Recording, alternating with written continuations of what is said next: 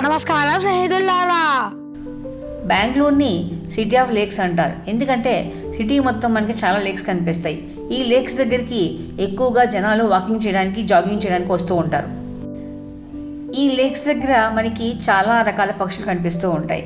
శీతాకాలంలో అయితే విదేశాల నుంచి మైగ్రేటరీ బర్డ్స్ వస్తూ ఉంటాయి. మామూలు టైంలో మనకి రెసిడెంట్ బర్డ్స్ కనిపిస్తాయి. ఈ వీడియో నేను అగరా లేక్ దగ్గర తీశాను. అగరా లేక్ ఔటర్ రింగ్ రోడ్లో సిల్క్ బోర్డ్కి చాలా దగ్గరగా ఉంటుంది. ఈ లేక్ దగ్గరికి శీతాకాలంలో చాలా రకాల మైగ్రేటరీ బర్డ్స్ వస్తూ ఉంటాయి.